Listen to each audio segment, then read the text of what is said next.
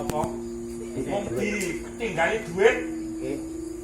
Wah, niku aku. Lah aku ada jatahe dhewe. Abang tak golekane sing abang. Aku jatahe dhewe kene. Ora ono sing abang. Alah ya apa lek ora. Oh, ono abang. Oh. Abang. Nyicil ayam ATM. Ya ora nek kowe nek ora apa itu kok. Biyen mbahku kuwi pesen Melih. duitmu kuwi 100 tok ulur-ulur ya, Ger. Terus Ben awet, baca tak ulur-ulur malah suwek. Ya wis, kepeksa tak sambung, tak tukokke telo, oh, tak parut, tak dadake cemplon, tak dol neng Pasar Sentolo. cemplone dulur-ulur ora cemplone.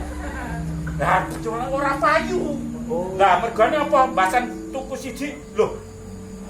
Kok ora legi? Cemplon kok ora legi? Wah, iya. Lali gula jawane lali ning lebake piye to? Mlebake gula jawane ning cemplon ki. Ah, sidane tak.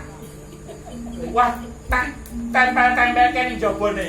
Oh. Ah, diprotes karo sing Tuku. tuku. Nggih. Lah. Kok ning jaba iki? Ah, nggih ten jero sumuk ngisis. Oh, dadi gula iso. Ya, bulan wis. Ya pinter iki. Terus Iki profesor ning edan.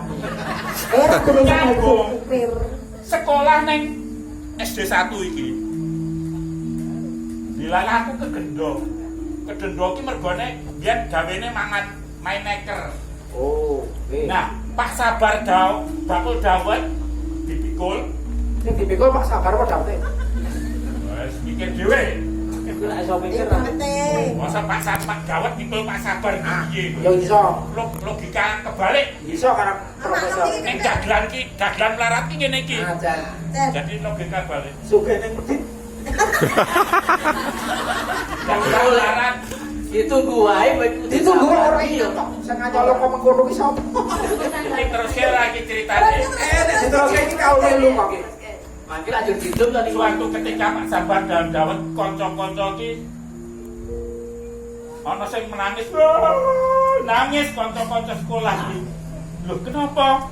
Ditakoni nang kruyuk bakul Dawet. Pak Sabar iki kruyuk karo nangis ana sing nangis. Lho kenapa? Nekerku kecemplung. Kecemplung nang Wali Dawet. Oh, kecemplung. Ya terus timbang tas durung-durung. Ya wis. Golek ana dicemplungi si tangane nyemplung kan Dawet. Ora nganggo sikil.